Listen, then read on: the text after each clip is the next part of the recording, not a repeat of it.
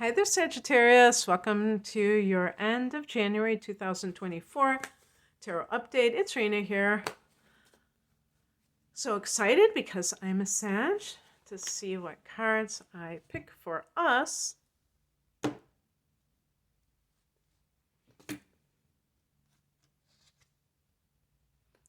Boy, that's interesting because I just got that for Aquarius.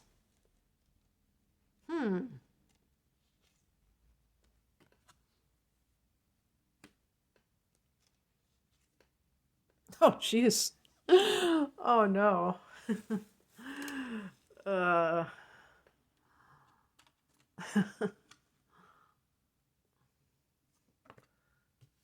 okay.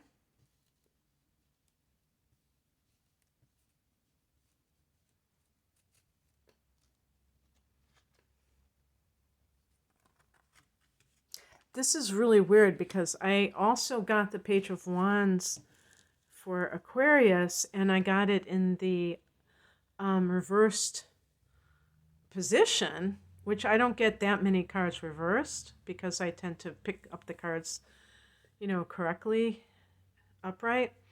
And I made a point of, putting it upright when I put it back in the deck, and it came out, oh, that's creepy, but it is what it is, right? All right. Large and in charge. So, all's well that ends well. Let's put it that way. Okay, well, first of all, this is pretty significant because we have 4 cards. I mean, we have 6 cards and 4 of them are major arcana cards. So they tend to signify important events, not just day-to-day events. So take what you will from a general tarot reading on YouTube, but this is pretty intense, at the very least, interesting. The heart of the matter is the Tower. Now, I want to say one thing about the Tower. I feel like sometimes the Tower can be liberation. It can be this sense of like, thank God, I have been released from this situation that has been on my neck or on my back for so long. Now I don't have to deal with it. So I don't think it has to be something bad, something ominous. So don't think it has to be some kind of a calamity. Although what we perceive as a calamity might turn out to be a blessing in disguise, will turn out to be.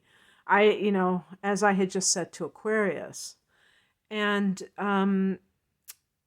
there's like it's funny because this past position card is kind of like this sense of trepidation. There's another word I'm looking for, where you can see this person is kind of watching her back and like waiting for the other shoe to drop, so to speak.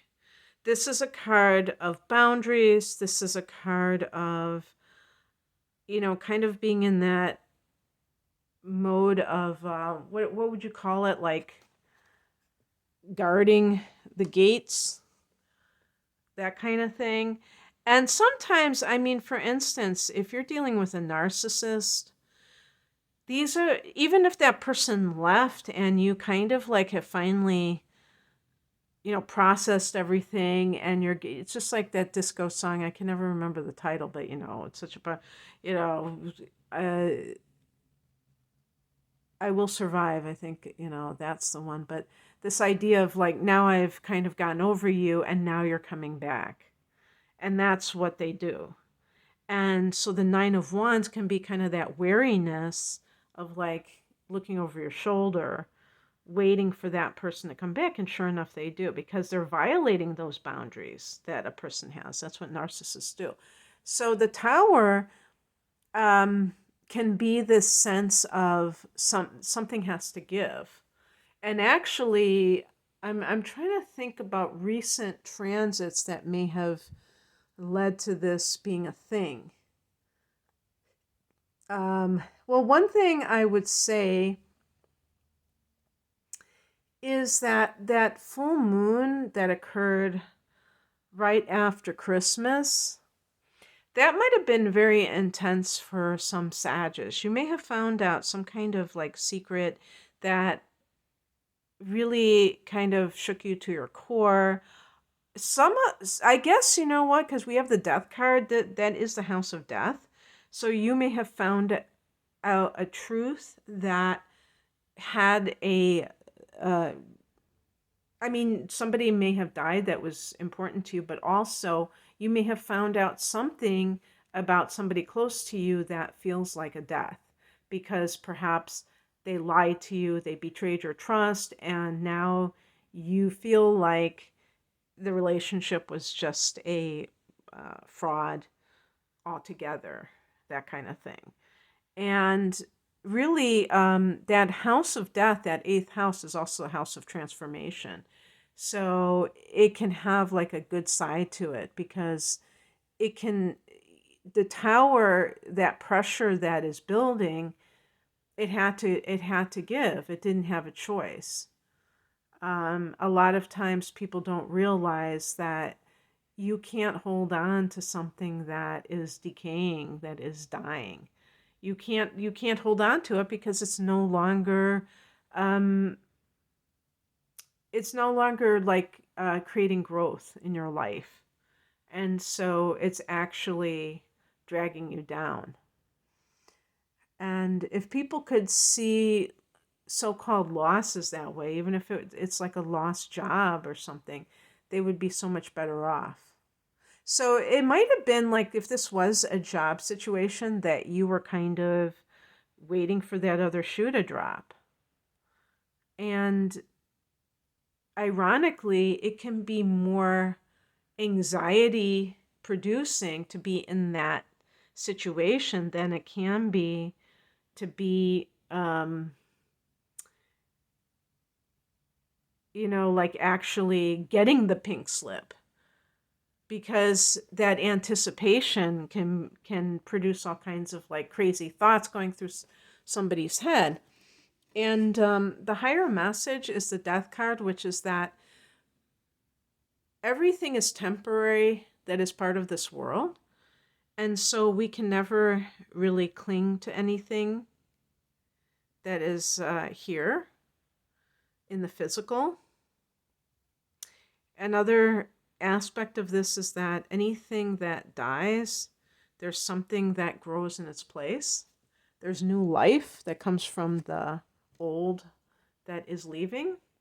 So it's not like completely forsaken, even though it may feel like that sometimes. You know, if we, I remember seeing a car. I think I took a picture of it. I might have put it on Instagram. I'm not sure, but it was like just divorced or something, and they decorated their car like you would when you get married. And I thought it was hilarious. I mean, I think I've read about people having divorce parties and things like that, but imagine if people celebrated endings the way they celebrate beginnings, new beginnings, and how they tend to fear endings. And if we embrace those endings as, to be able to kind of process everything, integrate all the experiences that we had through that situation, and not feel like it's just a complete loss, but that we gained so much from it, that would be wonderful, wouldn't it? Okay, so what crosses you is the Lover's card. Now, the Lover's card is a card that is a card of, it can be a card of love in the form of physical intimacy, but this is a card too of emotional intimacy. It's connected to the sign of Gemini, so it's in the challenge position. Gemini is your opposite sign. So if there's somebody that you're dealing with who's a Gemini, maybe it's saying that this person isn't necessarily good for you if you have trusted this person, or this is the person that you feel attracted to. I see my quarters are in the top left I didn't get those out of frame. Not very visually appealing. But this card is also about a choice. So you may be resisting a choice in your life that you need to make, and that's why when people refuse to take action, the universe will take it on your behalf, and it'll be a lot messier because it's like it could be that implosion or explosion. But this could also be like if you are having an affair, Sag, that it is, maybe that tower is looming. You're afraid that your cover is going to get blown, or everything is just going to be totally destroyed if you were to be found out. And you have to ask yourself, why are you living that way? And I think that, by the way, I'm not making light of infidelity and deceit, because I mean that does go along with when somebody's cheating, they're being deceptive to their partner or deceptive to the other person. But also, I feel like a lot of times in those cases, the person is afraid of true intimacy. So they're having an affair, they're not being able to be with that person 24/7. It gives the illusion of being in this relationship, this true relationship, because it's very dramatic, it's very clandestine, but it doesn't really stand up to the test of a relationship because the two parties cannot really spend extended time together in a lot of cases. So it's kind of like an illusion of sorts. Maybe that's why it's in the challenge position, if that's what you're dealing with. What's coming in is the Page of Wands in reverse. This can be unwanted communications of some sort. So Pluto going back into that third house. Now it is at a friendly angle to Sag. It's in Aquarius, but it is something that is very intense, and it can be very it can feel very, very difficult, because it's probably asking a lot more of you. So anything that you're kind of in denial over and you're lying to yourself about, you're probably not going to be able to do that much longer, and you're going to have to face the music about things in your life. But that it's all good, because and then we have the outcome card, and this is a very good card, the Emperor. This is about getting your house in order, getting your life in order. Number 4, the number of structure, Saturn, the number of foundations.